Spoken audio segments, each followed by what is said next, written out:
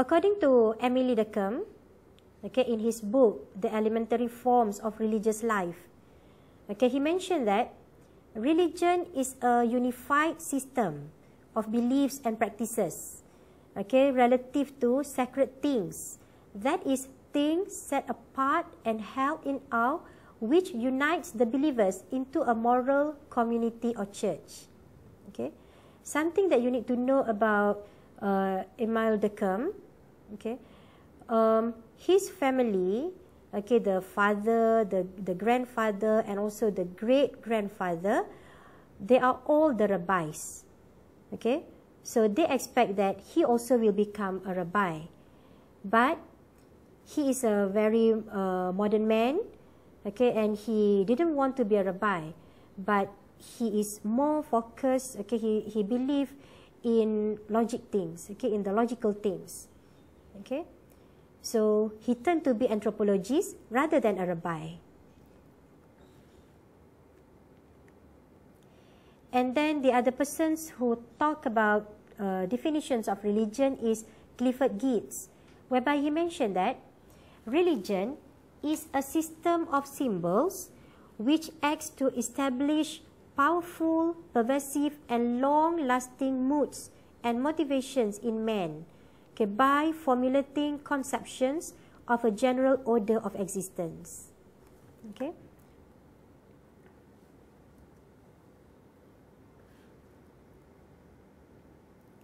And he also mentioned that, okay, it is about the clothing this conception with such an aura of factuality that the moods and motivation seems uniquely realistic.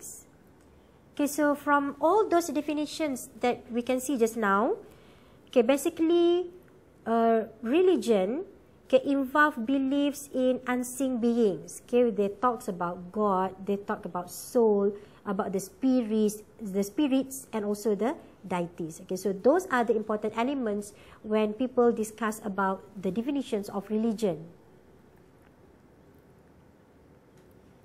Okay, so basically when we discuss about definitions of religion, there are few aspects, okay, that always bound with definitions of religion. For example, religion is always connected with something that is supernatural. Okay, it is mystery, dread, fear, respect, and sometimes religion is something like offering aids to the human being.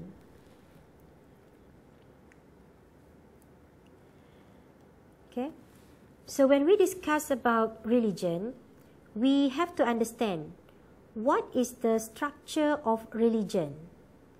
Okay, and what we are going to learn, okay, we are going to see from the anthropological view about the structure of religion. Okay, why this topic need to be learned in man, society, and culture? Because religion is part of social institution, okay, which is universal in nature. Okay, so why we say that religion is a social institution? Okay, when we say social institution, so it must be about the standard in a social institution. Okay, when we talk about social institutions, it involves rules and regulations. Okay, for example, in religion, we can see that all religions have their rules and regulations in order to regulate the groups of society. And in religion, when we talk about rules and regulations, okay, the community in those religion or the believers of religion must understand the religion. Okay, so that is why it is said that it is universal in nature.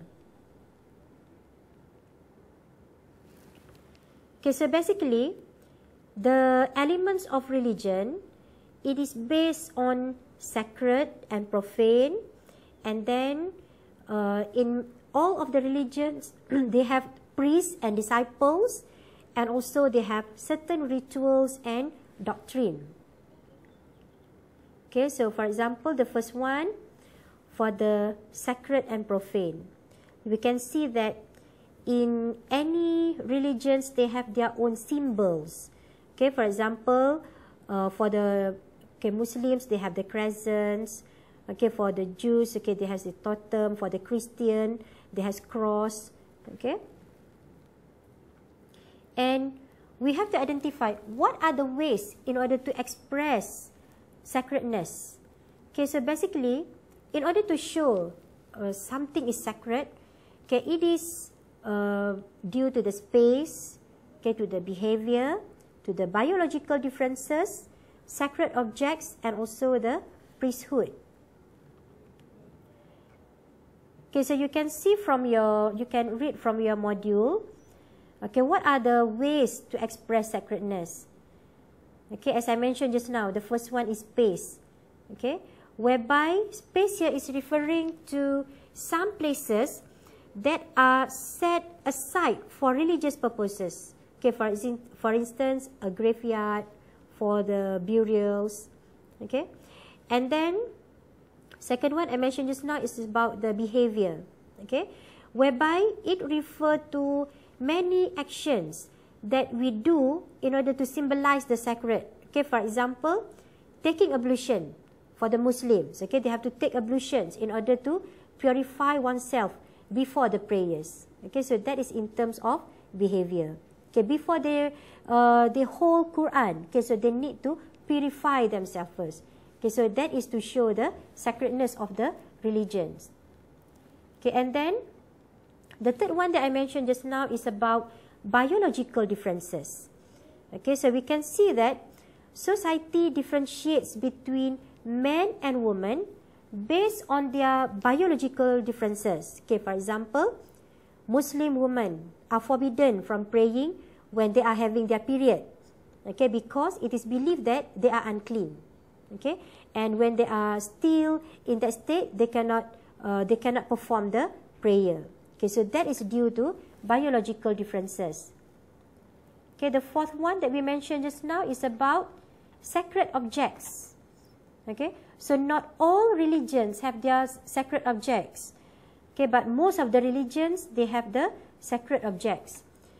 Okay, various sacred objects are used in religions, in religious ceremonies. For example, what I mentioned just now, the crosses, totems, okay, the idols, the crescent moon.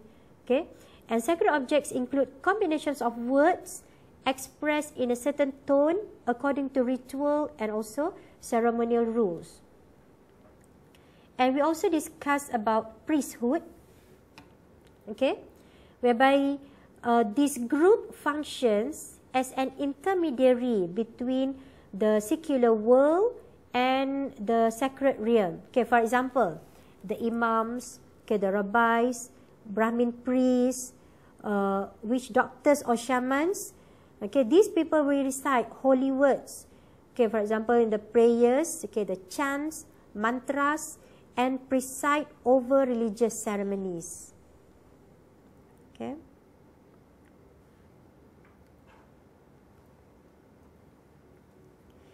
And then, okay, we are going to discuss about rituals and doctrines. What is rituals and what is doctrines? Okay, doctrines is referring to the teachings, philosophy, and also ideology of a religion. Okay, and it is founded on holy texts such as the Quran, Bible, Torah. Okay, there is a Bhagavad Gita and so on. Okay, so in these doctrines, it records the sayings, the thoughts, ethical codes, and revelatory knowledge of the prophet, saints, or anybody for that matter who is believed to have access to the divine realm. Okay, the holy texts, for example, okay, are responsible for spreading doctrine, which becomes the basis for morality and also social ethics. Okay, explain the origins and the creations of man and emphasizes that deeds will be accounted for accordingly. Okay, and rituals, doctrine just now is something that is written, okay, from the books, from the holy books, okay. So rituals is totally different. Okay, ritual prescribe how religion should be expressed in specific forms. So it involves action. Okay, so it involves the manifestation. Okay, so it is the outer manifestation which express religious teachings through symbolic action. Okay, and it can be perceived okay, with the naked eye embody religions in action. Okay, for example, we can see that Muslims, okay, they need to pray, okay, they fast, they go to Mecca for the pilgrimage. Okay, for other religions as well, they have their variety forms of prayer. Okay, and the other forms of sacredness is priests. Okay, in any religions, they have their priests and disciples. Priests here are referring to religious people who occupy a high position in religious hierarchy and enjoy special status in religious ceremonies. Okay, so the priest will be the expert in ritual ceremonies. Okay, they become the ritual specialists who are constantly being referred to by their disciples. And who are the disciples? Okay, disciples are common people who follow the teachings or doctrine of their religious leaders. Okay, and the priesthood and disciples share a reciprocal relationship. Okay. Okay, now we are going to discuss about the functions of religion. Okay. So we want to know what are the functions of religion. When we discuss on this topic, the most important thing is that we have to understand about the functions of religion. Okay, why we need to study religions and belief systems in this topic, okay, in these subjects. Okay, so basically, the functions of religion is to ensure social solidarity in society. Okay, and it also as to serve as a form of social control, Okay, religion is also important as an educational tool, and it also may serve as the source of society's cosmology. Okay, and in any life uncertainties, religion may provide the answers. Okay, let us see one by one. When I mentioned just now, okay, it is towards social solidarity. Okay, again, I would like to quote something that be mentioned by Emile Durkheim, whereby he believes that religion serves social needs more than psychological needs. Okay, according to him, society becomes the real object of worship in religion. Okay, and Emile also mentioned that through religion, man knows his place in society. This is because religion awakens the communal spirit in man.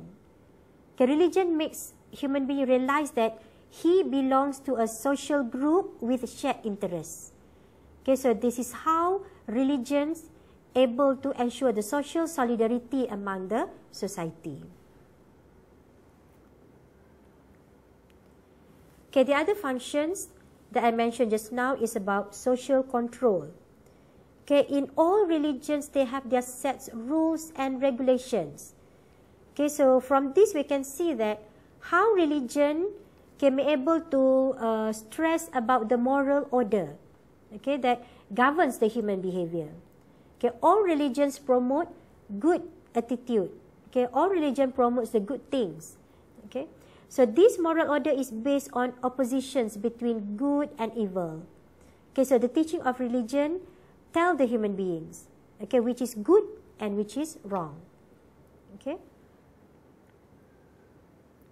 And in terms of educational tool, we can see that how religion able to prepare individual, okay, as he undergoes life changes through rites of passage, a concept of popularized by, like what had been mentioned by Enoch van Gennep.